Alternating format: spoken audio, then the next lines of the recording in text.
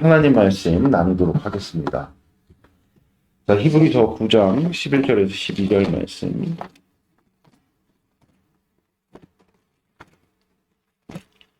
히브리서 9장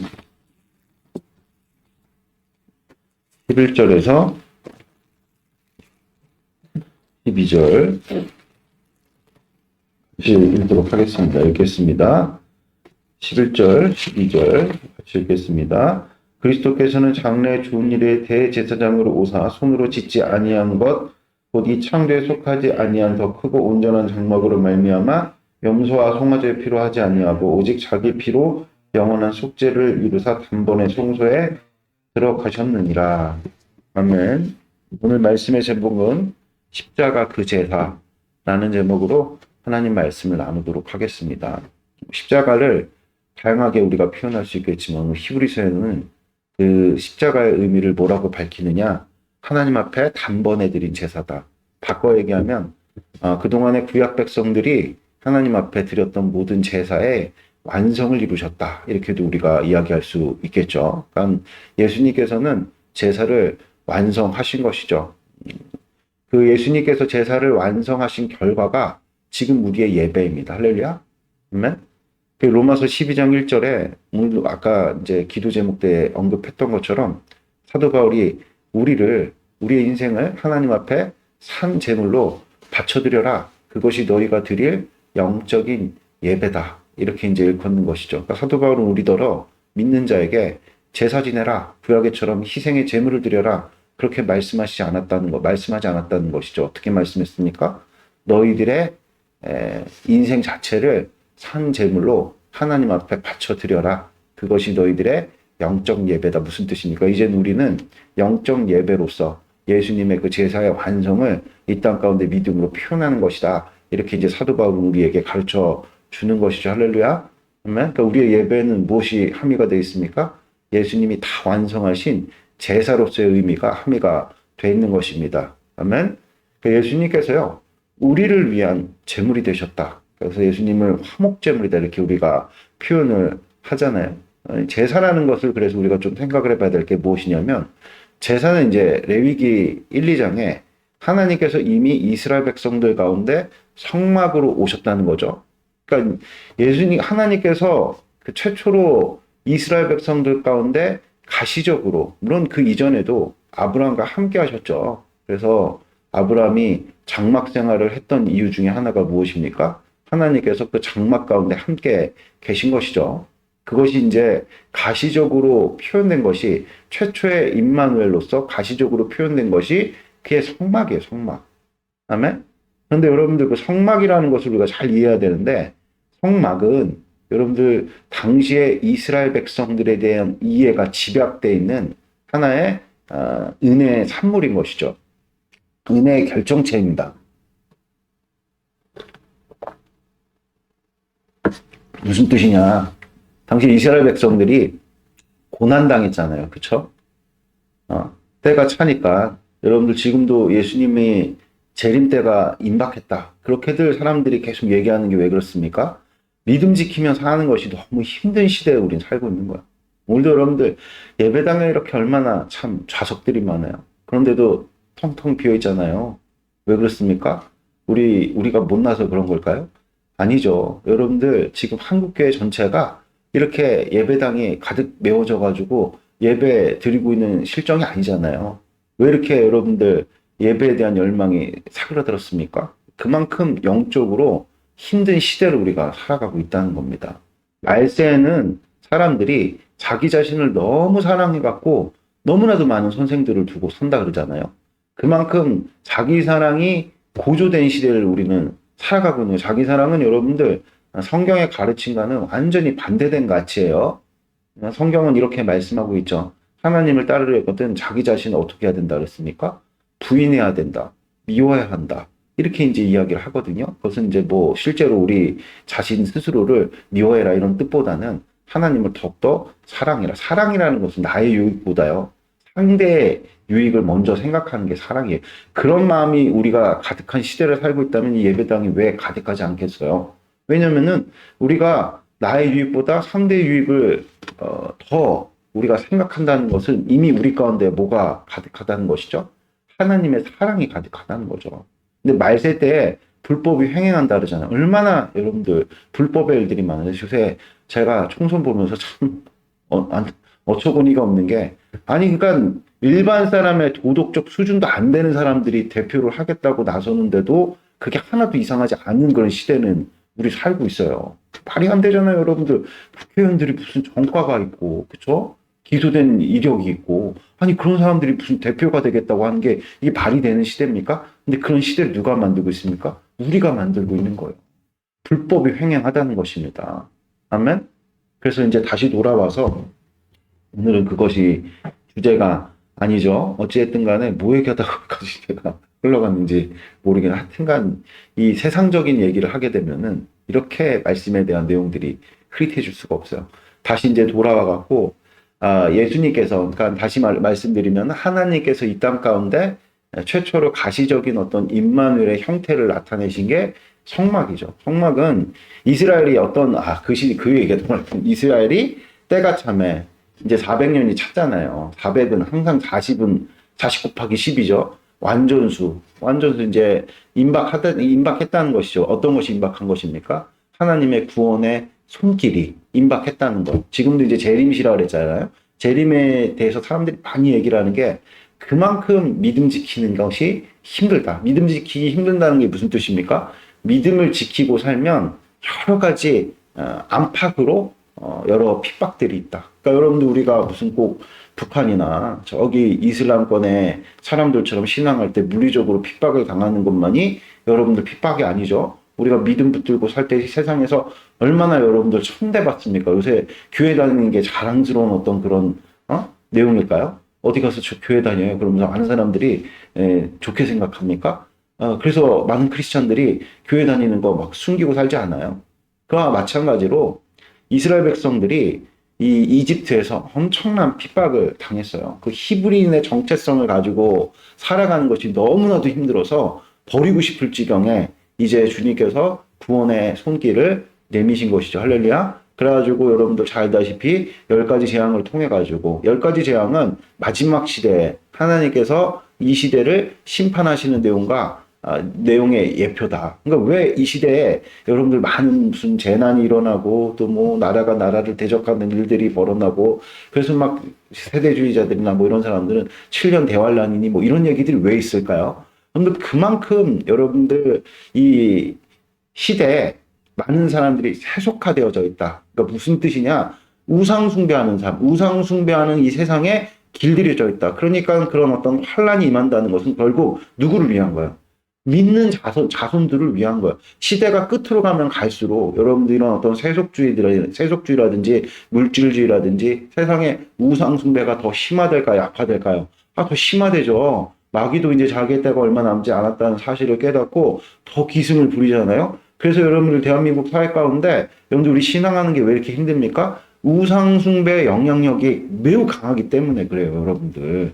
무슨 뜻인지 아시겠습니까? 그러니까 필연적으로 여러분들 무슨 대환란이니 무슨 뭐 7년 대환란이니 이런 내용들이 많은 사람들이 무슨 휴거 얘기하면서 뭐 세대주의자들이 늘 얘기 정도가 지나치면은 이제 뭐가 됩니까? 그게 시한부정말론. 여기에 이게 단골 주제로 이렇게 쓰여지는데 성경을 몰라서 그래. 여러분들 그 이스라엘 백성들에게 하나님께서 구원의 어떤 손길을 딱 내미실 때 가장 여러분들 그 애굽 내에 10가지 우상이 영향력을 발휘했던 때죠. 왜 주님께서 그럼 그런 때 구원의 손길을 내미시느냐? 가장 악이 횡행할 때 여러분들 어떻게 하는 겁니까? 아주 그 악의 뿌리채까지 주님께서 뽑아내시려고 10가지 재앙을 통해 가지고 여러분들 애굽을 심판하는, 심판이 목적이 아니에요. 이스라엘 백성들을 그 10가지 재앙을 통해 가지고 그들의 내면 깊숙하게 침투했던, 여러분들 알게 모르게 장착되어 있던 우상에 대한 그 믿음을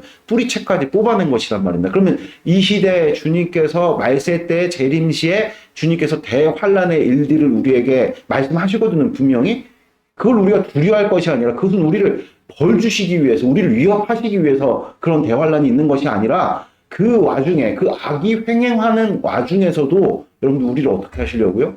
구원하시려고. 여러분들 롯에 관한 이야기를 잘 우리가 기억해야 된다는 것이죠. 롯이 그 의로운 심령이 소돔과 고모라에서 고통받았다 그러잖아요. 그러니까 우리가 이 시대 가운데 만약에 여러분들 정말 대환란이라든지 뭐 엄청난 무슨 뭐 하나님의 그런 심판의 일들이 뭐 이제 곧 있으면 뭐 경제적으로도 우리나라가 굉장히 어려워진다, 뭐 건설 경기가 붕괴된다 이런 이야기들이 많이 있잖아요. 그런 고통을 우리가 만약에 겪게 된다, 그런 고통을 우리가 통과한다. 그것은 여러분들 하나님께서 야 너희들 왜 그동안에 제대로 안 믿었냐 여기에 대해서 부응하시는 것이 아니라 우리 안에 예수 그리스도 살아계십니다. 할렐루야. 아멘. 우리는 정죄받지 않아요. 다만 하나님께서 우리를 구원하시기 위해서 우리도 알게 모르게 그냥 세상에 젖어서 내 뼛속 깊은 곳까지 침투해 있는 그런 여러분들 우상의 가치를 주님께서 솎아내시는 거예요. 드러내시기 위해서 환란을 허락하시는 거니까 그 환란도 결국에는 감사입니까? 아니면은 무서운 겁니까? 감사죠, 감사.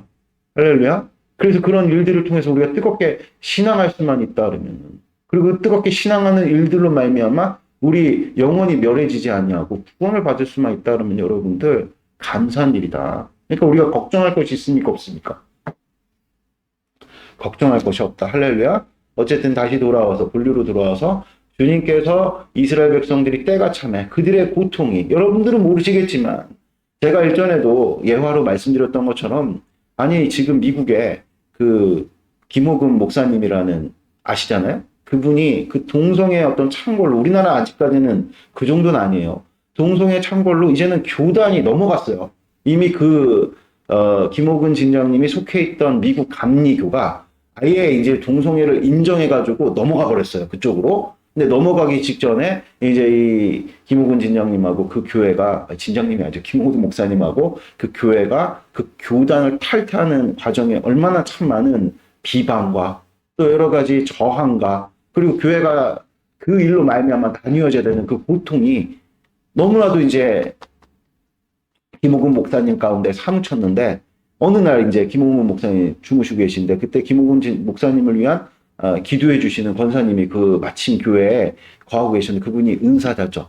근데 이분이 이제 한 번은 잠을 청해서 주무시는데 예배당에서 그렇게 김호근 목사님이 막 울부짖고 막 부르짖고 그런 어떤 소리가 들려갖고 밖에 나가봤더니 아무도 없어요.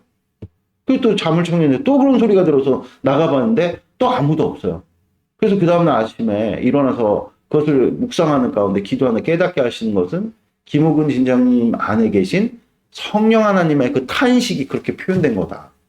그러니까 여러분들은 모르실 거예요. 우리가 이렇게 신앙생활 하면서 막 뜨겁게 예배하고 같이 이렇게 즐거워하고 기뻐하고 하나님을 너무나도 사랑하고 사랑하는 마음 막 샘솟고 그게 행복이라는 걸 우리는 잘 깨닫지 못해요. 오히려 우리는 행복이라는 가치를 어떻게 이해를 하느냐. 이 땅 가운데 무슨 일이 잘 되고 뭐 물질이 풍성해지고 뭐 이렇게 무슨 바쁘고 분주하고 뭐 사람들한테 인정받고 이런 것들을 우리는 행복이라고 생각을 하니까 진짜 하나님께서 우리에게 베푸신 은혜가 뭔지를 몰라서 우리 안에 계신 누가 성령 하나님이 지금도 탄식하고 계신다는 것이죠. 아멘. 성령 하나님께서 우리에게 가장 주시고 싶어하는 선물이 뭐겠어요? 하나님을 기뻐하는 것입니다. 할렐루야. 하나님은 우리가 다 같이 교회된 자들로서 여러분들 소수가 모이든 다수가 모이든 여러분 한데 모여서 기뻐하는 거. 오늘도 김영훈 목사 오프라인으로 우리 이명근 형제가 오늘 우리 두 사람 나왔어요. 이게 쪽팔립니까? 창피합니까? 아니면 뭐 이렇게 횡한 자리 이게 이제 굳어져 갖고 이 당연한 거 이렇게 여겨지십니까? 아니라는 거. 오늘도 이렇게 주님께서 예배 자리를 우리 가운데 허락해 주셔서 누구든 마찬가지 여러분들 온라인으로 예배 드리시는 분들도 마찬가지인 게 오늘도 나를 깨워 주셔서 오늘도 나의 그 사랑하는 주님께서 여러분들 우리를 너무나도 기뻐하시고 즐거워하심이 느껴져서 하나님 앞에 여러분들 기뻐 찬양하면서 예배 드리는 것이 무엇이다? 그게 참된 행복이라는 것입니다. 할렐루야. 아멘. 그래서 주님께서 구원의 손길을 내미셔서 그 이스라엘의 탄식은 구원을 간절히 바라는 그 탄식이 지금 우리 안에도 있다는 거 우리가 깨닫지 못해서 그렇죠.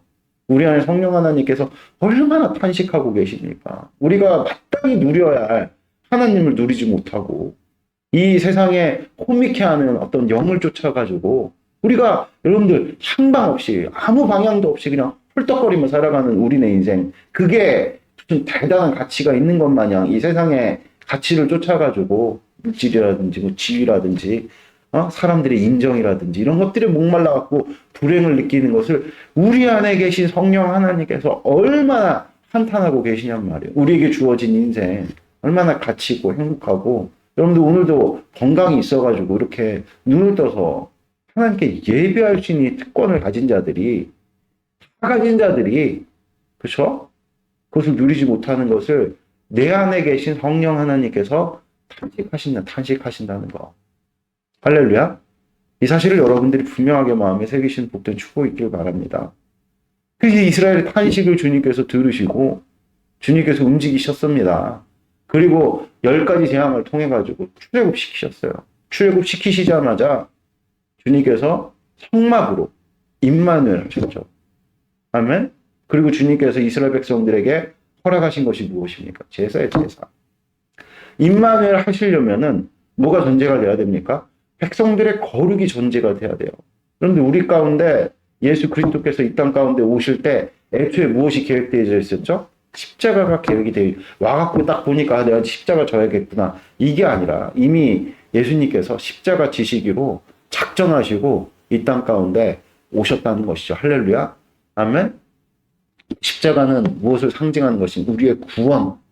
그러니까 예수님께서 이 땅 가운데 어떤 모습으로 오셨어요? 목수의 아들로 오셨어요. 목수의 아들로. 혹자는 그렇게 표현을 합니다.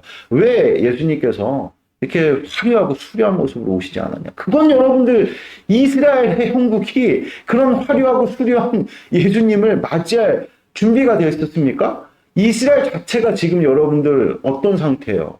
가장 지금 모든 나라 중에 밑바닥인 상태로 여러분들 놓여져 있는 상황 아닙니까? 그러니까 예수님께서 이 땅 가운데 어떠한 형국으로 오셨냐? 정확히 이스라엘의 처지와 형편을 쫓아서 목수의 아들로 오신 것입니다. 할렐루야. 아멘? 그 무슨 뜻이냐? 여러분들 잘 들으셔야 되는 게, 이스라엘 백성들 가운데 하나님께서 가장 최초의 그 임마누엘의 가시적 형태가 뭐라 그랬습니까? 성막이에요. 거룩한 장막이에요. 장막이라고, 장막. 왜 그랬습니까? 이스라엘이 장막 생활하는 자들로 출애굽했잖아요. 그들이 지금 당장에 구할 땅이 없잖아요. 그렇죠?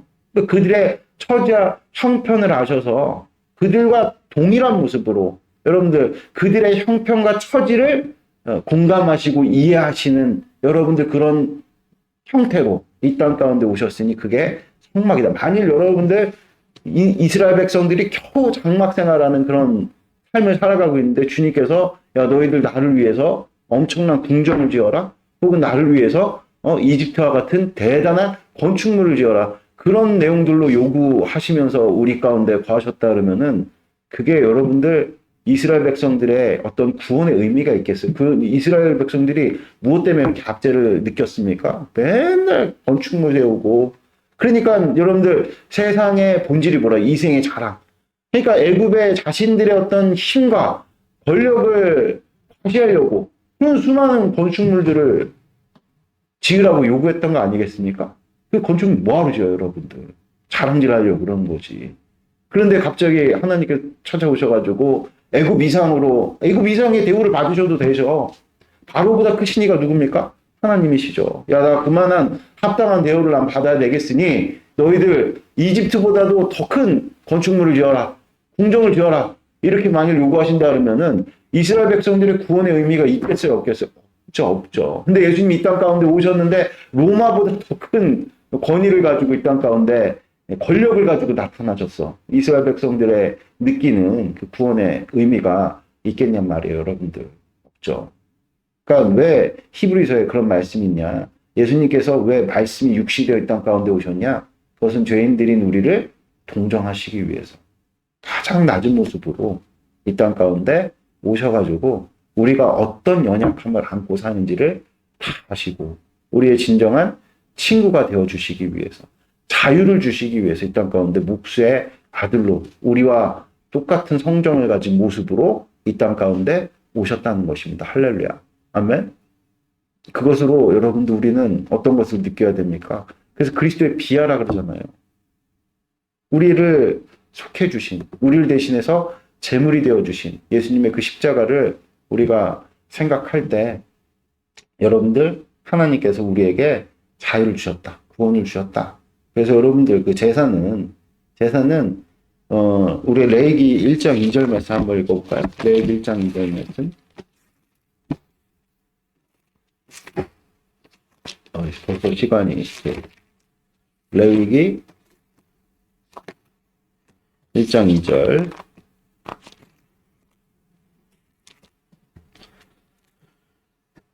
같이 읽도록 하겠습니다. 1장 1절부터 3절까지 읽읍시다. 시작. 여호와께서 회막에서 모세를 부르시고 그에게 말씀하여 이르시되 이스라엘 자손에게 말하여 이르라 너 중에 누구든지 여호와께서 예물을 드리려거든 가축 중에서 소나 양으로 예물을 드릴지니라.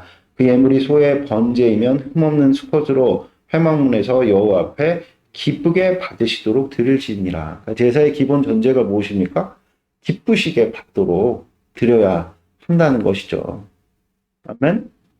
하나님이 기쁘시도록.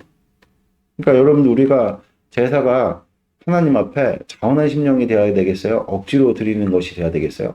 자원한 심령으로 주님 앞에 내어 드리는 여러분들 그런 어떤 제사가 되어져야겠죠. 그러려면 우리에게 무엇이 먼저 전제가 돼 있어야 되느냐? 그러니까 여러분들 하나님께서 야 너희들이 이렇게 제사를 드리면 내가 너희들을 구원해 줄게. 이게 아닙니다.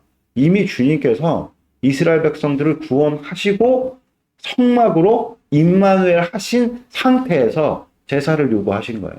무슨 뜻이냐? 하나님께서 우리를 기쁘시게 여기셨다는 거죠. 그러니까 여러분들 하늘 모든 번제를 버리시고 이 땅 가운데 사람의 모양으로 오신 거 아니겠어요? 아니 그 하늘 영광의 보좌 우편에 앉아 계신 하나님과 동등하신 그 주님이 당신의 모든 지위를 버리시고 이 땅 가운데 목수의 아들로 오신 이유가 무엇입니까? 우리를 사랑하시니까. 예수 그리스도는 하나님의 사랑으로 이 땅 가운데 오셨다니까요. 이미 우리를 기뻐하십니다. 할렐루야. 우리를 즐거워하십니다. 그럼 마땅히 우리를 기뻐하시고 즐거워하시는 하나님에 대해서 우리도 어떻게 해야 되겠어요? 주님을 기쁘시도록 해야 되지 않겠어요? 판결하는 것도 그렇잖아요. 일방적인 사랑은 강요죠. 그러니까 주님께서 우리 안에 계셔도 우리가 주님을 기뻐하시지 않으면 주님이 우리를 기뻐하심을 표현할 수가 없는 거예요. 왜 기도하라 그런지 아십니까? 이미 주님께서는 들어주시기로 이미 이루어 주시기로 작정을 하셨는데 기도를 안 해. 그럼 일방적인 게 되잖아요. 여러분들 우리가 자식들도 마찬가지인 게 오냐오냐 키우면 버릇 나빠집니까? 안 나빠집니까? 애 인성 망치는 거죠. 그래갖고 컨센서스가 있어야 되는 거예요. 가르치고 그쵸? 감사할 줄 알고 우리가 꼭 무슨 자녀들에게 뭔가를 베풀어 갖고 감사를 얻으려고 하는 게 아니잖아요. 물론 감사를 얻어서 우리에게 주는 어떤 만족도 기쁨도 있지만 여러분들 어떤 것에 더 무게추가 있죠? 뭐 애기들이 와가지고 뭐 이렇게 뭐 이렇게 선물 하나 받고 오늘 우리 강훈이 생일이에요, 여러분들. 축하해 주세요. 강훈이한테 가가지고 아빠로서 야 내가 너에게 이런 선물을 줄게.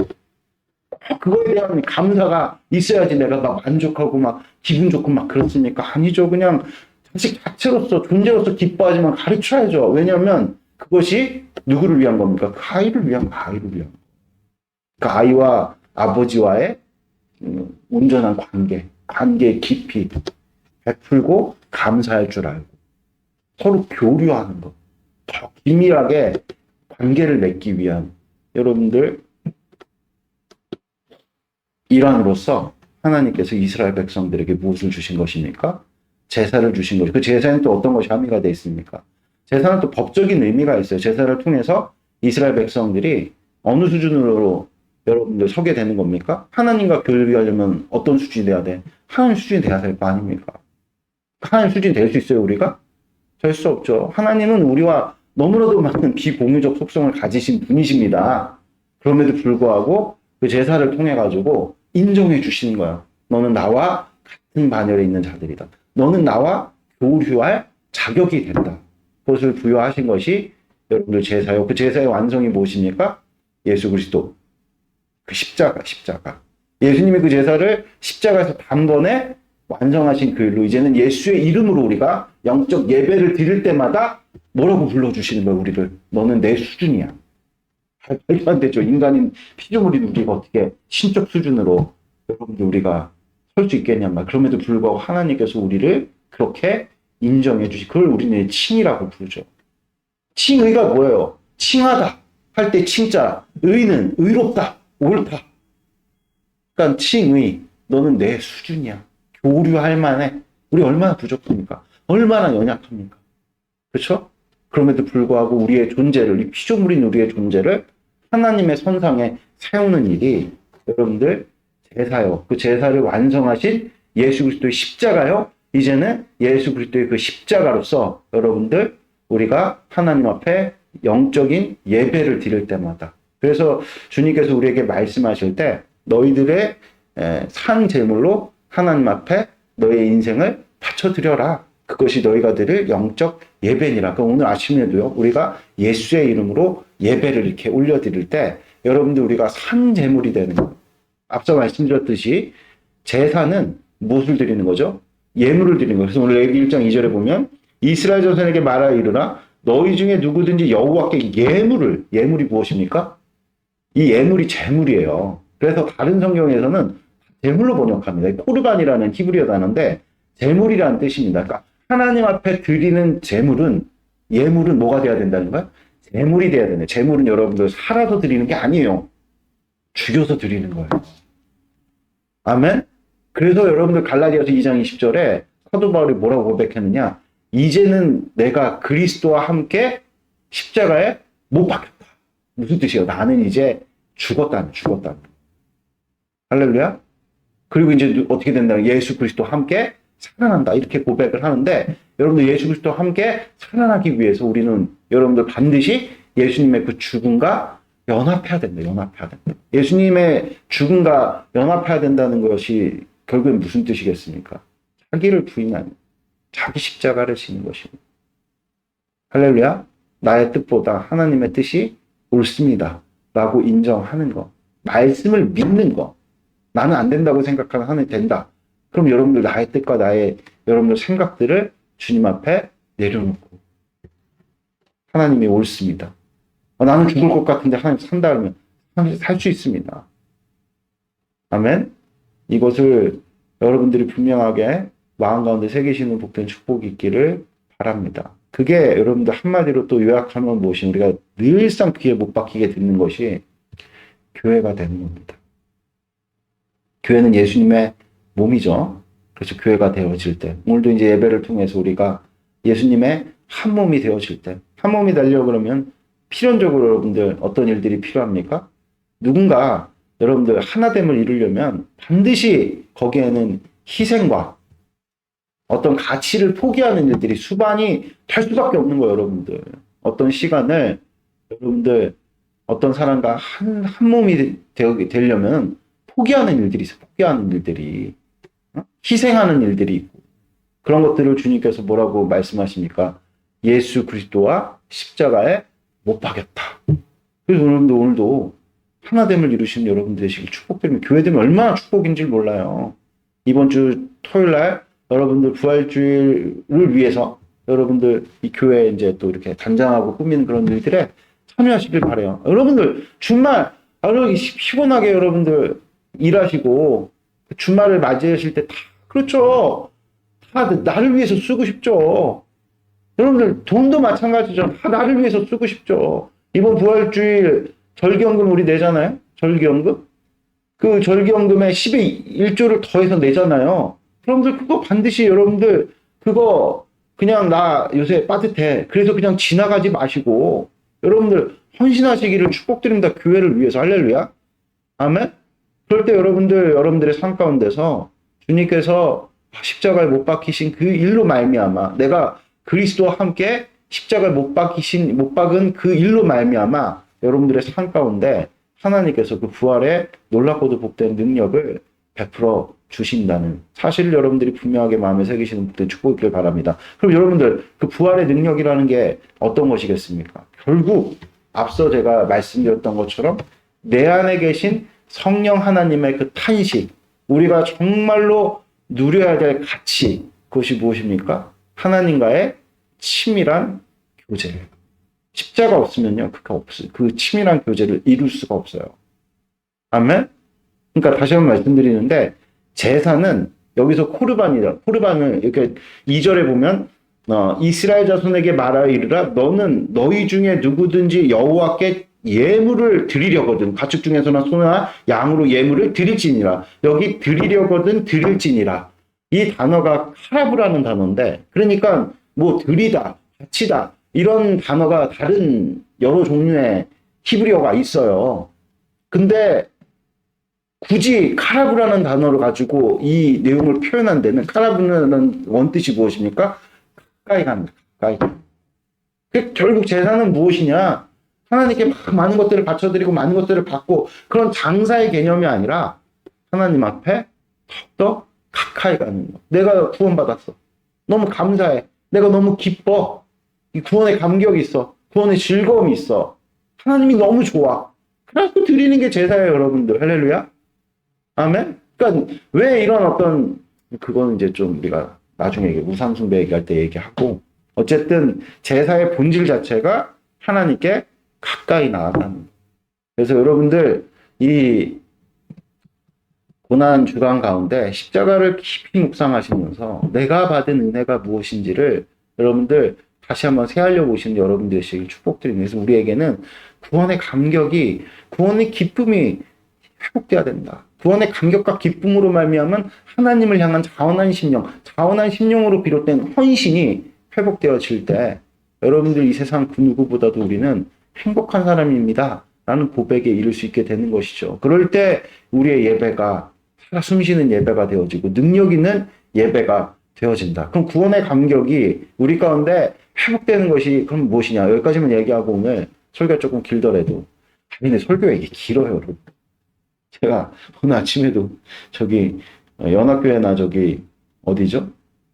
좋은나무 교회는 이렇게 5시 반부터 예배하잖아요. 어느 날은 제가 예배 다 마치고 가서 이렇게 들어가 보면 거기 실시간으로 예배를 하니까 우리가 예배가 끝났는데도 계속 예배를 하는 걸 내가 봐. 그러니까 너무 이렇게 여러분들 얕은 수준으로 자기 위로식으로 예배드리는 어떤 그런 것에 익숙하지 마시고 오늘 이렇게 말씀을 좀 길더라도 좀 끝까지 듣고 그 안에서 은혜를 누리겠다 하는 어떤 그런 여러분들 은혜를 향한 사모함이 여러분들 가운데 회복되시길 축복드리면서 제가 또 단소리 했는데 다시 돌아와서 이제 할 얘기를 하자면 우리가 여러분들 구원의 감격을 다시 한번 회복해야 된다. 그래서 우리가 첫사람의 회복이라 그러잖아요. 그 제가 이명근 형제에게 작전 기도를 권면드리는 것은 작전 기도라는 것은 기도 제목이 있다는 얘기 아니겠어요? 그러니까 뭔가 괴로운 일이 있다. 이스라엘 백성들이 주님께 부르짖었더니 그 부르짖음을 통해서 우리가 교회되면 40일 가운데 많이 배웠잖아요. 왜 400년 만에 나온다 그랬는데 430년 만에 나왔느냐. 뭐 여기에 대해서는 다양한 어떤 해석들이 있어요. 그 중에 우리 교회되면 40일을 통해 가지고 성경의 어떤 통전적인 어떤 그런 관점으로 볼 때 하나도 여러분들 틀리지 않을 메시지가 한 가지 있는데 기도하지 않아서 그렇다. 기도하지 않아서 그렇다. 다시 한번 말씀드리지만 신앙은 교류예요. 하나님 일방적으로 주실 수가 없어요. 그러면 사랑이라는 가치가 깨지고 그 사랑이라는 가치가 깨지는 원인이 자유를 여러분들이 억압당할 수밖에 없게 되거든요. 자유가 있어야 돼요. 그래서 동의가 필요한 거예요. 동의가 필요한 거. 그래서 여러분들의 인생 속에서 어려움의 문제가 허락되는 겁니다. 그런 일들을 통해서 무엇을 기억하라는 거야? 너희들은 내가 너희들을 구원한 백성이다. 그러니까 이스라엘 백성들이 부르짖을 때 무엇을 붙들고 부르짖었겠어요? 당연히 아브라함의 약속을 붙들고 부르짖었기 때문에 주님께서 이스라엘 백성들을 구원하시는 이유를 아브라함과 맺으신 언약을 기억하자. 그렇게 성경이 분명히 기록되어져 있거든요. 그러니까 아브라함에게 허락하신 그 약속이 뭡니까? 주님이 우리의 방패가 되어주시고 주님이 우리의 미래가 되어주신다. 내가 너희들의 상급이요 내가 너희들의 방패다. 그 약속을 붙든 것이죠. 할렐루야. 아멘. 그러니까 여러분들 우리가 우리 인생 가운데 이렇게 찾아오는 그 위기의 문제들을 가지고 당신이 나의 방패시죠. 당신이 나의 미래시죠. 라고 부르짖을 때마다 그 위기를 건져주시면서 그 위기를 건져주시는 것도 중요한 문제겠지만 그보다 더 근본적으로 우리의 영혼이 구원받았음을 깨닫게 하시는 것이죠. 그게 하나님과 우리의 동행 중에 그걸 잘못 오도해가지고 많은 사람들이 무슨 뭐 기복주의는 여러분들 사실 얼마나 그게 형편없고 수준 낮은 믿음인지 몰라요. 단지 그냥 이 땅에서 우리가 구했더니 주님께서 많은 것들을 베푸셨다. 그게 무슨 의미가 있습니까, 여러분들? 곧 있으면 우리 죽을 건데. 여러분들 제가 이제 다 마흔 중반이 되니까 몸이 진짜 예전 같지 않은 것 같아요. 어제도 제가 청년하고 제자훈련 하면서 옛날에는 이렇게 담 걸리고 그러면 젊었을 때는 이게 뭐야, 이게 왜 이렇게 뻐근해? 그걸 지나갔는데 요새 이렇게 담 걸리고 그러면은 그것 때문에 하루 종일 뭘 못해. 왜 그렇습니까? 그만큼 약해졌다는 거예요. 우리 곧 죽어요, 여러분. 예? 이렇게 아직도 젊은 목사 이런 얘기 하니까 좀 안 알아듣실 수도 있겠지만 아무것도 아닙니다, 진짜로. 지금 잠깐 뭐가 물질이 부족하고 뭐 좀 이렇게 일이 잘 안 되고 뭐 대단한 일 같지만 우리 지난날 한번 생각해 보자고요. 항상 인생 그랬어요. 그 굴곡이 있었죠. 진짜 중요한 문제는 무엇이냐? 우리가 구원받았던 사실을 상실하면서 사는 거예요. 천국 가고 말고가 중요한 게 아니라 하나님께로부터 우리가 구원을 받았다니까요. 할렐루야. 아멘. 우리의 영혼이 이제는 여러분들 이 땅 가운데서 여러분들 죄악이 넘치고 불법이 횡행한 이런 세상 가운데서 우리의 의로운 심령이 더 이상 여러분들 로처럼 고통받지 않고 살아도 되는데 구원의 감격과 기쁨, 우리가 구원받았음을 자꾸 까먹고 사니까 여러분들 그게 하나님 보실 때는 진짜 큰 심각한 문제다. 여러분 이 땅은요 하나님과 우리의 관계 깊이를 더하는 거예요. 그러니까 장수하세요. 아니 이 고통스러운 일에 장수 해봐서 무슨 의미가 있습니까? 무슨 장수하면서 죄 짓고 하나님과 더 멀어지는 의미가 없겠지만 오래 살면서 하나님과 추억도 많이 쌓고 사선도 많이 넘고 관계의 깊이와 넓이를 더할 때 그게 영원이 되는 겁니다. 아멘. 할렐루야. 그래서 왜 우리가 강도받은 그 마지막에 여러분들 구원받은 그 강도를 가장 낮은 구원이다. 가장 그 수준이 낮은 구원이다. 이렇게 얘기를 하냐면, 그러니까 우리가 고린도전서도 보면은 부끄러운 구원이 있다 그러잖아요. 그거는 주님과 우리의 관계가 그만큼 깊지 못한 채로 그 영혼 사는 게 얼마나 안타까워요, 여러분들. 오늘도 힘드세요? 기회로 여기십시오. 이런 어떤 힘든 난관을 나는 또 주님과 함께 이 사선을 또 넘겠구나. 그만큼 여러분 천국에서 주님과 할 얘기가 많아요. 기도드리겠습니다.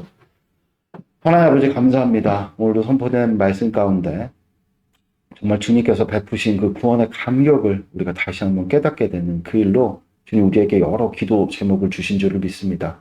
그 기도 제목을 우리가 돌파하는 것도 중요하고 결과도 참 우리가 인생사 이런 육신을 안고 살아가는 것에 중요한 가치와 의미를 더하겠지만 그보다 근본적인 그런 구원의 손길을 우리가 다시 한번 깨닫게 되어져 우리의 영혼이 주님 안에서 영원히 안식하는 그런 놀랍고도 복된 이제는 주님과 교리할 수 있고 교제할 수 있는 특권을 얻었다는 그 사실로 말미암은 흥분과 기쁨과 감격이 다시금 회복되어지는 그 구원의 손길을 이 고난주간 가운데 또 주님께서 우리에게 허락하신 그 어려움으로 말미암아 기도 제목을 붙들고 주님 앞에 작정 기도를 드리는 가운데 주님께서 다시 한번 우리를 만나주시고 우리의 정말 그 첫사랑이 회복되어지는 놀랍고도 복된 역사를 주여 이루어 주시옵소서. 더 이상 그래서 이 땅 가운데 우리가 의로운 심령이 상하면서 사는 것이 아니라 그 의로운 심령으로 말미암아 우리 주님을 기뻐하면서 주님을 교제하면서 주님을 더욱더 만끽하며 사도 바울과 같이 부에도 처할 줄 알고 가난에 처해도 어느 때든지 주님과의 깊은 교제를 쌓는 것으로 우리의 인생을 살아갈 수 있도록 주님께서 축복 더해 주시옵소서. 감사합니다. 아래 주님 되신 예수님의 이름으로 기도드렸습니다. 아멘.